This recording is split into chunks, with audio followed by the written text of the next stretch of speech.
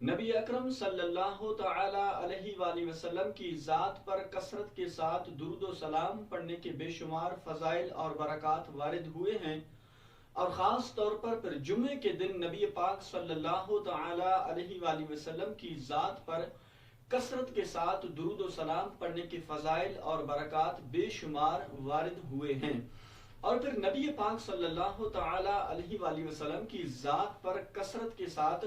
درود و سلام پڑھنے کی ترغیب جو ہے وہ صرف احادیث میں نہیں بلکہ اللہ تبارک و تعالی جل جلالہ نے قرآن کریم برہان رشید میں بھی ایمان والوں کو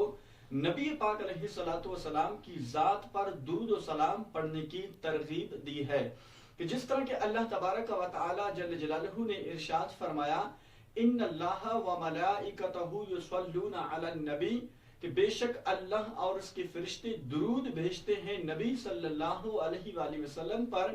یا ایہا الذین آمنوا صلوا علیہ وسلموا تسلیما، اے ایمان والو تم بھی نبی کی ذات پہ درود اور سلام پڑھو۔ تو یہاں قرآن کریم برہان رشید میں اللہ تبارک و تعالی جل جلالہ نے پہلے درود پاک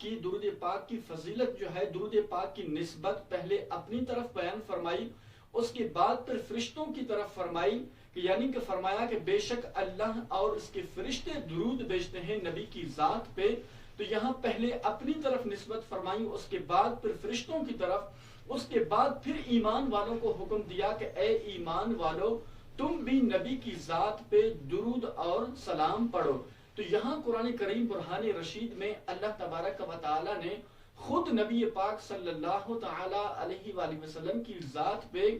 درود و سلام پڑھنے کی ترغیب دی ہے۔ تو اس لیے آپ چاہتے ہیں کہ اگر نبی پاک صلی اللہ تعالی علیہ وآلہ وسلم کا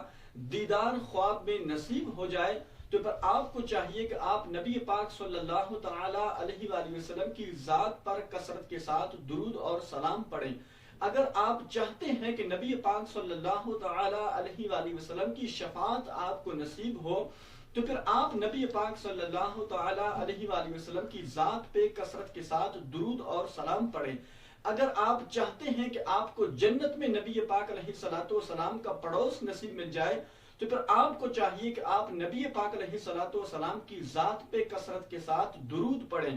اگر آپ چاہتے ہیں کہ آپ کی پریشانیاں ختم ہو جائیں تو پھر آپ کو چاہیے کہ آپ نبی پاک علیہ الصلوۃ والسلام کی ذات پر کثرت کے ساتھ درود پڑھیں۔ اگر آپ چاہتے ہیں کہ آپ کی حاجات پوری ہو جائیں، تو اگر آپ چاہتے ہیں کہ آپ کی دعائیں مقبول ہوں تو پھر آپ کو چاہیے کہ آپ کثرت کے ساتھ نبی پاک علیہ الصلوۃ والسلام کی ذات پہ درود پڑھیں، اور پھر دعا کے شروع میں اور دعا کے آخر میں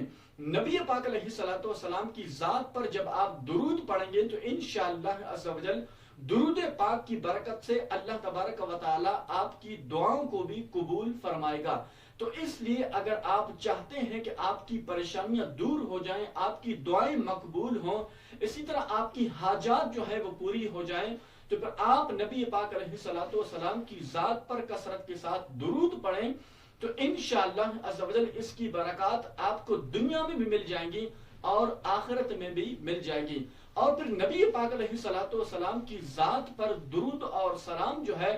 وہ صرف ہم انسان، ہم ایمان والے نہیں پڑھتے، بلکہ نبی پاک علیہ الصلوۃ والسلام کی ذات پر درود اور سلام جو ہے وہ بے جان چیزیں ہیں، درخت ہیں، پتھر ہیں، وہ بھی میرے محبوب علیہ الصلوۃ والسلام کی ذات پر درود اور سلام پڑھتے ہیں۔ جس طرح کہ حدیث پاک میں ہے کہ حضرت سیدنا یعلا بن مرہ رضی اللہ تعالی عنہ کہتے ہیں کہ ایک مرتبہ بینما نحن نسیر مع رسول اللہ صلی اللہ علیہ وسلم، ایک مرتبہ ہم نبی پاک علیہ الصلوۃ والسلام کے ساتھ سفر پر کہیں جا رہے تھے، فنزلنا منزلۃ، تو یعلا بن مرہ کہتے ہیں کہ ہم نے وہیں راستے میں تھوڑی دیر کے لیے ہم رک گئے، فنام رسول اللہ صلی اللہ علیہ وسلم، تو وہیں تھوڑی دیر کے لیے نبی پاک علیہ الصلوۃ والسلام آرام فرمانے لگے۔ تو یعلا بن مرہ رضی اللہ تعالی عنہ کہتے ہیں کہ میں کیا دیکھتا ہوں کہ نبی پاک علیہ الصلوۃ والسلام آرام فرما ہے اور قریب ہی ایک درخت تھا، فجاءت الشجرۃ الی رسول اللہ صلی اللہ علیہ وسلم، یعلا بن مرہ کہتے ہیں کہ جہاں نبی پاک علیہ الصلوۃ والسلام آرام فرما رہے تھے تو وہی درخت جو ہے وہ اپنی جڑوں سمیت اکھڑ کر میرے محبوب علیہ الصلوۃ والسلام کی بارگاہ میں آیا، تھوڑی دیر کے لیے رک کر ثم رجعت الی مکانها، پھر وہ درخت جو ہے اپنی جگہ پہ لوٹ گیا۔ تو یعلا بن مرہ رضی اللہ تعالی عنہ کہتے ہیں کہ مجھے تعجب ہوا آخر وجہ کیا ہے کہ یہ درخت جو ہے وہ اپنی جڑوں سمیت اکڑ کر میرے محبوب علیہ الصلوۃ والسلام کی بارگاہ میں رک کر اس کے بعد پھر وہ اپنی جگہ پہ لوٹ گیا۔ تو یعلا بن مرہ کہتے ہیں کہ جیسے ہی میرے محبوب علیہ الصلوۃ والسلام جو ہے وہ نیند سے بیدار ہوئے فذکرت لہ ذالک، میں نے وہ سارا ہی واقعہ جو ہے نبی پاک علیہ الصلوۃ والسلام کے سامنے پیش کر دیا کہ یا رسول اللہ صلی اللہ علیہ وسلم، جیسے ہی آپ آرام فرمانے لگے تو وہ درخت جو ہے وہ آپ کی بارگاہ میں تھوڑی دیر کے لیے رک کر اس کے بعد پھر وہ اپنی جگہ پہ لوٹا، اس کی وجہ کیا ہے؟ قربان جاؤں میرے محبوب علیہ الصلوۃ والسلام کے علم پر، میرے محبوب علیہ الصلوۃ والسلام نے یہ ارشاد نہیں فرمایا کہ اے یعلا بن مرہ مجھے کیا معلوم، میں تو آرام کر رہا تھا، تجھے معلوم ہے کہ یہ درخت کیوں آیا، لیکن میرے محبوب علیہ الصلوۃ والسلام نے یوں ارشاد نہیں فرمایا، بلکہ اس کا جواب دیا۔ نبی پاک علیہ الصلوۃ والسلام نے فرمایا کہ ھذہ شجرۃ، اے یعلا بن مرہ یہ درخت ہے، استأذنت ربها عز وجل ان تسلم علیہ، اس درخت نے اللہ تبارک و تعالی سے اس بات کی اجازت طلب کی ہے کہ مالک و مولا مجھے تھوڑی دیر کے لیے اجازت دیں کہ تاکہ میں محبوب علیہ الصلوۃ والسلام کی ذات پر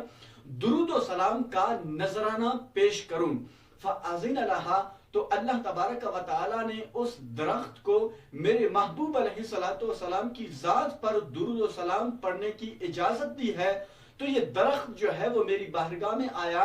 درود و سلام کا نذرانہ پیش کر کے اس کے بعد پھر وہ اپنی جگہ پہ لوٹا۔ تو آپ خود غور کریں کہ جن کے اندر جان نہیں، جو بے جان چیزیں ہیں، وہ بھی میرے محبوب علیہ الصلوۃ والسلام کی ذات پہ درود و سلام کا نذرانہ پیش کرتی ہیں، کہ جس طرح کی اس کی مثال یہ درخت ہے، اس درخت نے بھی میرے محبوب علیہ الصلوۃ والسلام کی ذات پر درود و سلام پڑھنے کے لیے اجازت اللہ تبارک و تعالی سے مانگی کہ مالک و مولا مجھے اجازت دیں کہ میں محبوب علیہ الصلوۃ والسلام کی ذات پہ درود اور سلام کا نذرانہ پیش کروں۔ تو اس لیے ہم سب کو چاہیے کہ ہم تو اپنے محبوب علیہ الصلوۃ والسلام کی امت میں سے ہیں، ہم تو عاشق رسول کہلانے والے ہیں، ہم نبی پاک علیہ الصلوۃ والسلام سے محبت کرنے والے ہیں، تو ہم سب کو چاہیے کہ ہم نبی پاک علیہ الصلوۃ والسلام کی ذات پہ کثرت کے ساتھ درود و سلام کا نذرانہ پیش کریں، اور خاص طور پر جب جمعے کا دن آ جائے تو اس دن میں میرے محبوب علیہ الصلوۃ والسلام کی ذات پہ کثرت کے ساتھ درود پڑھیں، تو انشاءاللہ عز و جل اس درود پاک کی فضیلت اور پھر درود پاک کی برکات جو ہے وہ ہم سب کو دنیا میں بھی ملے گی اور آخرت میں بھی درود پاک کی برکات ہم سب کو نصیب ہوں گی۔ اللہ کریم جل جلالہ کی پاک بارگاہ میں دعا ہے کہ مالک کریم ہم سب کو کثرت کے ساتھ نبی پاک علیہ الصلوۃ والسلام کی ذات پر درود و سلام کا نذرانہ پیش کرنے کی توفیق عطا فرمائے۔ وآخر دعوانا ان الحمد للہ رب العالمین۔